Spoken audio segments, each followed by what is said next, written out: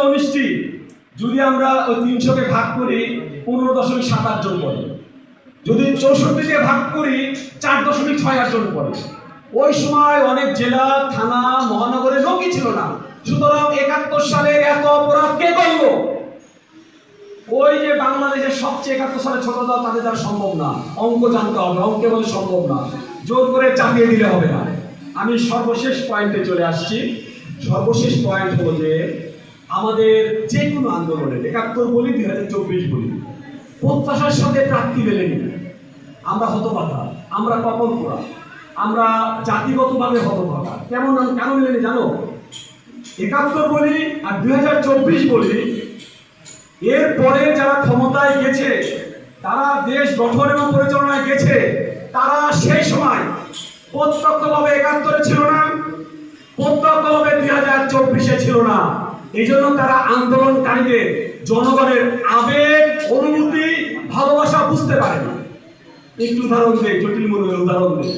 1971 সালের স্বাধীনতার পরে দেশের প্রধানমন্ত্রী হলো শেখ মুজিবুর রহমান।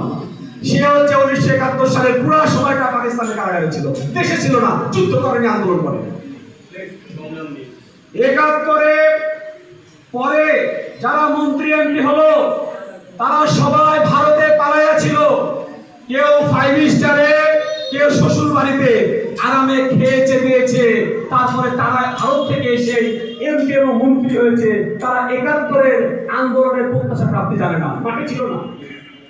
আরো কপাল পোড়া হতবাগা হলো যে 71 পরে সংবিধান প্রণয়নের দায়িত্ব যে দিল, সেও দেশে ছিল না, 71 ছিল না। ডক্টর কামাল হোসেন পাকিস্তানের কারাগারে ছিল। কি হতবাগা আমরা! আমি যে বড় পদের কথা বললাম, তার একজনও 71 সালে প্রত্যক্ষভাবে বাংলাদেশে ছিল না। তোমরা কি জানতে এটা? আজকে নতুন ভাবে বলছি শোনো। এবং 2024 সালে আরো দুঃখজনক, 2024 সালে আমরা এমন খপ্পরে পড়লাম। 2024 সালে আন্দোলনের সময় ইন্টারিম প্রধান ডক্টর মোহাম্মদ ইউনূস ফ্রান্সের প্যারিসে ছিল। কোথায় ছিল? 2024 সালে ভোটের আগে একজন আসলেন, ভোট করে প্রধানমন্ত্রী হলেন। তিনি 2024 আন্দোলনে কোথায় ছিলেন? সবাই জানো নাকি? 2024 সালে সরকার গঠন করার পরে একজন ব্যক্তি সকল মন্ত্রণালয়ের মন্ত্রী, সকল কথা সেই বলে, তার নাম কি? সালাউদ্দিন। সে 2024 আন্দোলনে কোথায় ছিল? ভারতের শিলংয়ে ছিল। আমরা কি জানি?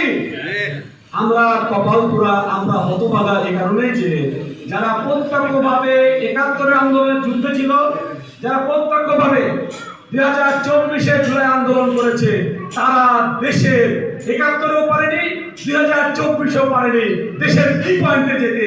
এই জন্যই আমাদের প্রত্যাশা এবং প্রাপ্তি মেলেনি।